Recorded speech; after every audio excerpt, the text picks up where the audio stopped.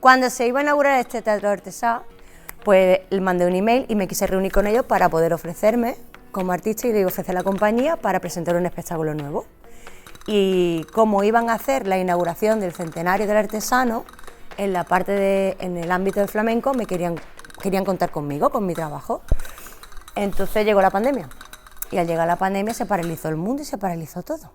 Y en la pandemia aprovechamos también para poder desarrollarlo mucho, sin presión ninguna, pero íbamos haciendo, oye, pues venga, ¿dónde lo vamos a desarrollar? ¿Qué marco histórico? ¿Qué vamos a presentar? ¿Qué ideas tenemos?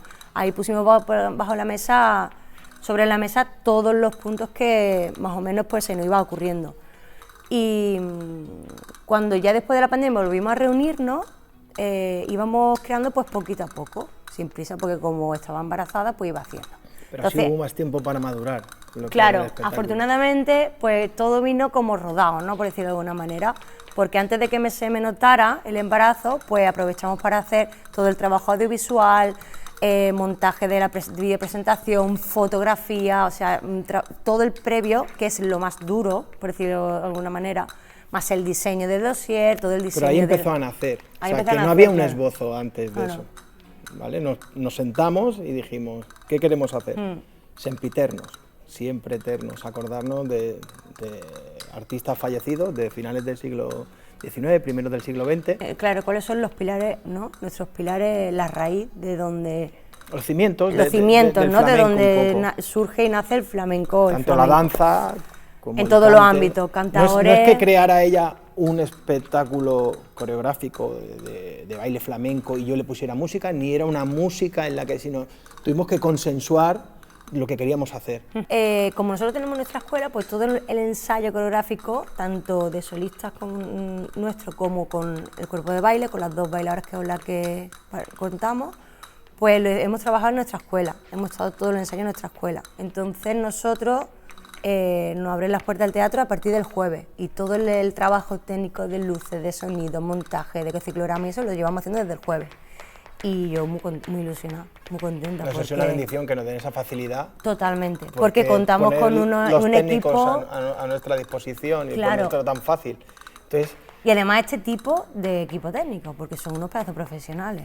Sí, pero al margen sobre todo es el lujo de poder estar aquí, que parece como que te estás ambientando un poco, ¿no? Te empiezas a encontrar pues como en tu casa. Como en tu casa. Como en casa. O sea, cada día que me pongo a estudiar con grandes artistas o hago un masterclass, digo, es que no sé nada. Siento como digo, es que no sé nada. Parezco que sigo siendo un analfabeta y llevo desde los 7 años. No se acaba nunca el flamenco. No se acaba nunca el enriquecer tus conocimientos con la gran diversidad de artistas que hay. Es que es imposible, es que es inaganable. O sea, estás como siempre reciclándote, tienes que estar reciclando. Y hay mucho trabajo de campo en este espectáculo, pero muchísimo. O sea, nos hemos leído la antología de don Antonio Chacón, la biografía de La Niña de los Peines. Me enriqueció muchísimo.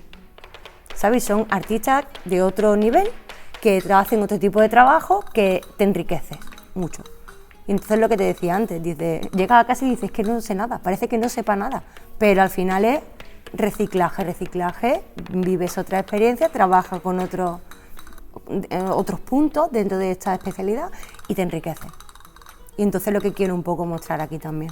Sin perder nunca la esencia nuestra, ¿no? A la hora de ser creadores, pero sí ir un poquito más allá cada vez, ¿no? También la experiencia te da eso, los años te dan esa experiencia y esa madurez a la hora de atajar las cosas. Cuando se la picarísimo estaba, ya ves, en la flor de la vida, 25 años lo que perdía, pero ahora con 36 es distinto todo cambia.